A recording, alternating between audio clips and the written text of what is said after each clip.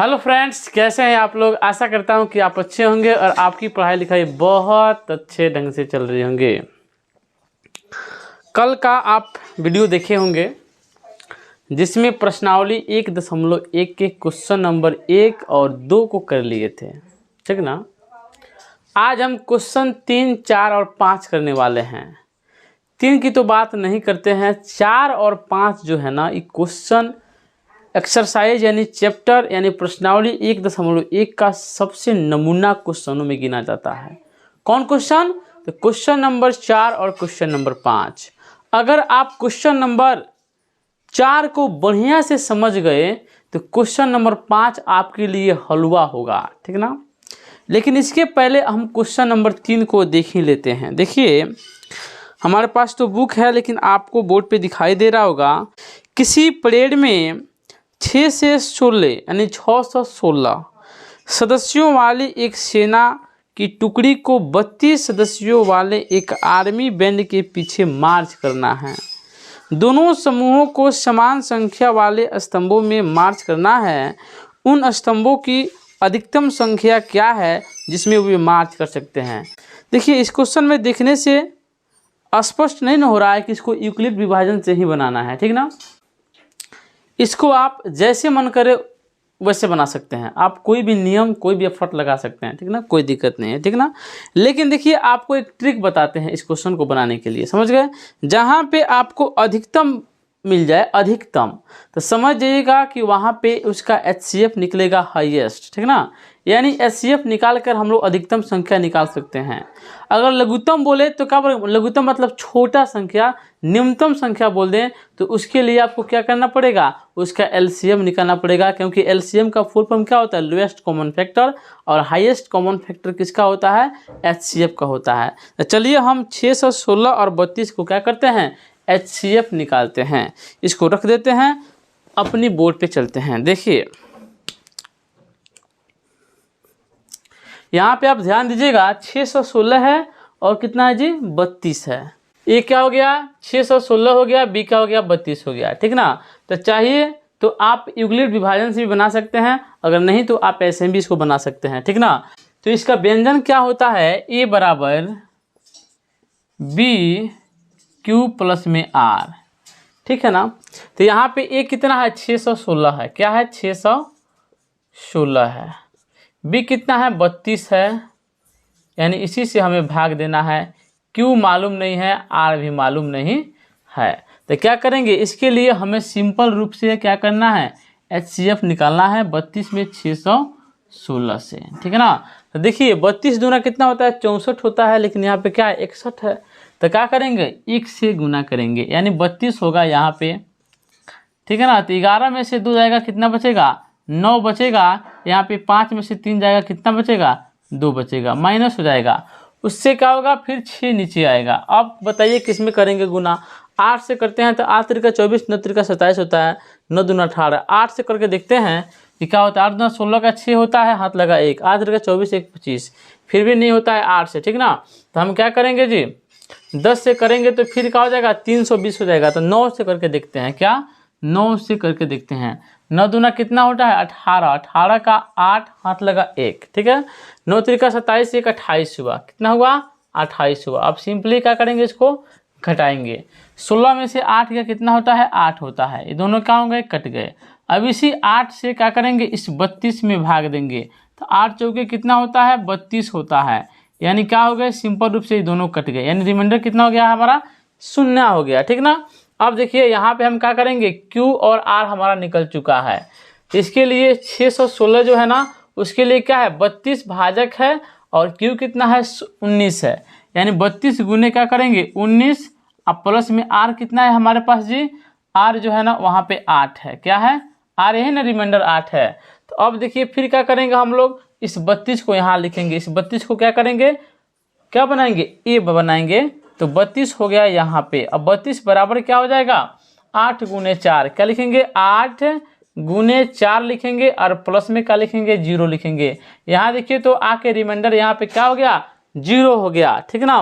तो यहाँ पे हमारा HCF क्या निकल सकता है, तो यहाँ पे हमारा HCF निकल सकता है कितना, 8 निकल सकता है। तो हमें क्या ज्ञात करना है जी, हमें ज्ञात करना है कि स्तंभों की अधिकतम संख्या क्या होगी। तो लिखेंगे स्तंभों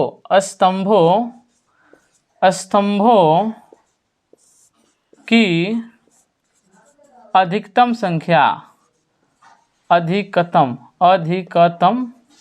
संख्या कितनी हो जाएंगी? 8 होगी। 8 होंगी, चाहे होगी, ठीक ना, होंगी। स्तंभों की अधिकतम संख्या कितनी हो गई? 8 हो गई। अब एक बात आप ध्यान दीजिएगा, एक क्वेश्चन जो है ना आपको इसी भाषा में नहीं पूछेगा, अगर चाहेगा तो इसको बदल भी देगा, लेकिन आपको उसमें क्या देखना है? अधिकतम। स्तंभों की अधिकतम, जहाँ भी अधिकतम की बात करें वहाँ पे क्या करना है? HCF निकालना है, और जहाँ भी अधिकतम नहीं, लोवेस्ट पूछे, कम पूछ दे, सबसे कम पूछ दे, वहाँ पे आपको क्या करना है? LCM निकालना है। इतना बात अगर आप समझ गए हैं, इस क्वेश्चन जो है ना, यानी कौन सा क्वेश्चन है? 3 नंबर क्वेश्चन है। 3 नंबर पे क्वेश्चन पे आधारित जितना भी क्वेश्चन पूछ सकता है ना, आप आसानी से उसका जवाब दे सकते हैं, ठीक है ना। अब सबसे टॉप यानी नमूने क्वेश्चन में चलेंगे, क्वेश्चन नंबर 4। क्वेश्चन नंबर 4 जो है ना बहुत ही अच्छा क्वेश्चन है। तो चलिए हम क्वेश्चन नंबर 4 की बात करते हैं। देखिए पहले इस बोर्ड को साफ कर दें। क्वेश्चन नंबर 4 जो है ना, 5 और 4 दोनों क्या है? सेम क्वेश्चन है, समझ गए ना। बशर्ते उसमें क्या करना है? एगो में स्क्वायर करना है और एगो में क्या करना है? क्यूब करना है। पहले रफली यहाँ पे कर लेते हैं क्या। देखिए यूक्लिड विभाजन परिमेय का प्रयोग करके दर्शाइए कि किसी धनात्मक पूर्णांक का जो वर्ग है ना, यानी स्क्वायर जो है ना, वो किसी पूर्णांक m के लिए 3m प्लस या 3m प्लस 1 के रूप का होता है। संकेत में एक बात दिया है, अगर ये संकेत नहीं दिया होता तो सारा कोई क्या करता? इसका मेथड को मतलब अनेकों तरह से हल कर सकता था, ठीक ना। लेकिन संकेत में देखिए, यह मान लीजिए कि x कोई धनात्मक पूर्णांक है, ठीक ना, तब यह 3q या 3q प्लस 1 या 3q प्लस 2 के रूप में लिखा जा सकता है। इनमें से क्या है? प्रत्येक का वर्ग कीजिए और दर्शाइए कि इन वर्गों को 3m या 3m प्लस के रूप में लिखा जा सकता है। पहले यहाँ पे लिख लेते हैं, इसका रूप क्या है? 3q है। क्या है? 3q है। 3q प्लस 1 है, 3q प्लस में 3 है ना जी, 2 है, ठीक है। इसके लिए आपको क्या करना पड़ेगा? इसके लिए आपको मानना पड़ेगा कि माना कि कोई धनात्मक पूर्णांक क्या है? a है। देखिए 4 नंबर क्वेश्चन, थोड़ा ध्यान दीजिएगा। माना कि कोई धनात्मक पूर्णांक a है। अब ये क्यों माने हम लोग? क्योंकि देखिए हम जानते हैं ना कि a बराबर क्या होता है? BQ प्लस में R होता है। इसी रूप में देखिए a भी है और a भी है, ठीक ना। तो हमको आसान हो जाएगा बनाने में, इसीलिए क्या कर दिए कि माना कि कोई धनात्मक पूर्णांक हमने a मान लिया, क्योंकि शुरू से पढ़ते आ रहे हैं कि a क्या है? हमारा भाज्य है, ठीक ना। अब यहाँ देखिए जब a मान लिए धनात्मक पूर्णांक को, तो हमारा b क्या होगा? b क्या होगा?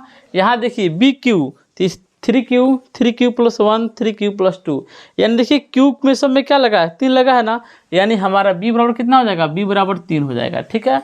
r कितना मानेंगे? r आप जानते हैं ना कि हमेशा जो भाजक होता है ना, उससे हमेशा छोटा होता है क्या? रिमाइंडर यानी r, यानी 3 से सभी संख्याएं जितनी भी छोटी है सभी क्या हो सकती है?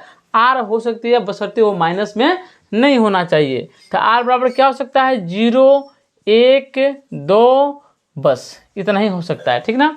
अब इसी का उपयोग करके सारा क्वेश्चन को हमें बना देना है, ठीक ना। तो चलिए हम लिख लेते हैं क्या होता है यूक्लिड विभाजन प्रेमिका से। यूक्लिड लिखेंगे,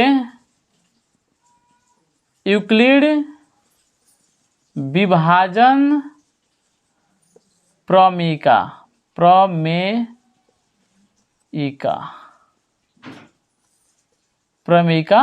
से, ठीक ना।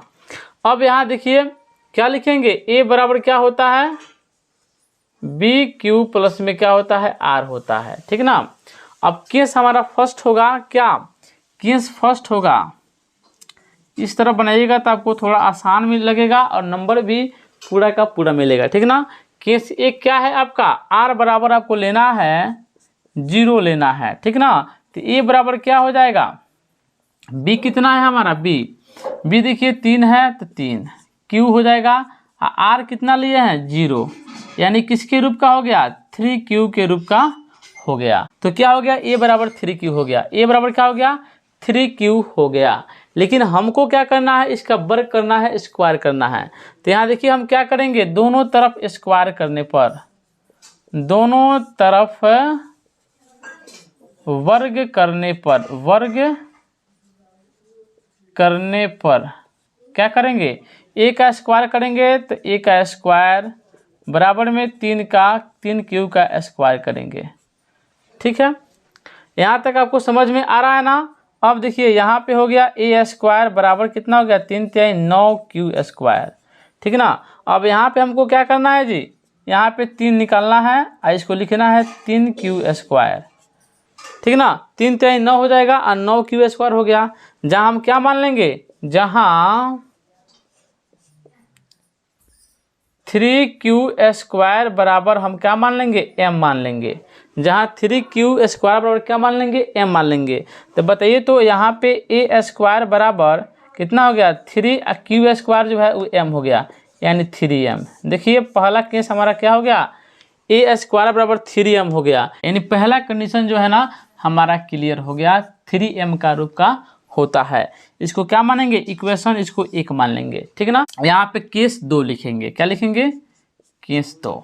ठीक है ना, उसके बाद लिखेंगे a बराबर b कितना है 3 है तो 3, q है ना तो q प्लस में r कितना है हमारा, यहाँ पे r बराबर कितना लेना है, r बराबर 1 लेना है जी, r बराबर 1 लेना है, क्योंकि क्या है केस नंबर 2 है।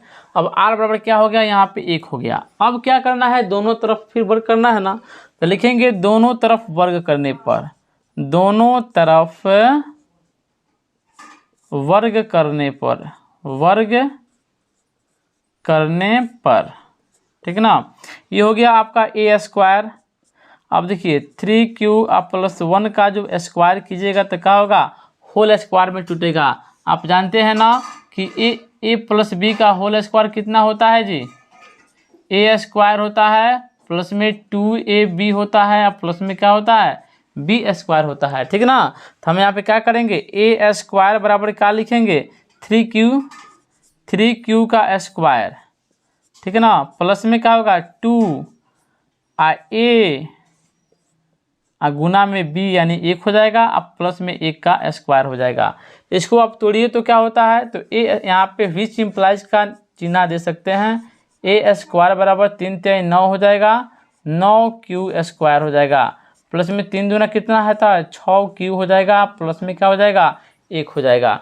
अब यहाँ से आप क्या कर सकते हैं, कॉमन ले सकते हैं, कितना, तो क्या होगा 3 लेंगे यहाँ पे तो कितना हो जाएगा 3q स्क्वायर हो जाएगा, अब प्लस में कितना हो जाएगा 2q हो जाएगा। ठीक ना, अब यहाँ देखिए क्या करेंगे 3q स्क्वायर अब प्लस में यहाँ पे क्या हो जाएगा क्यूब हो जाएगा।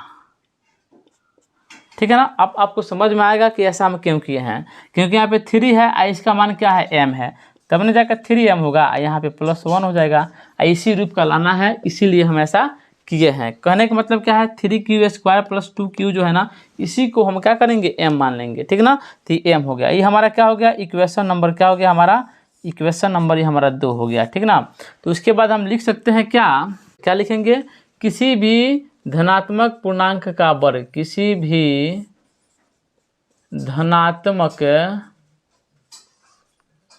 धनात्मक पूर्णांक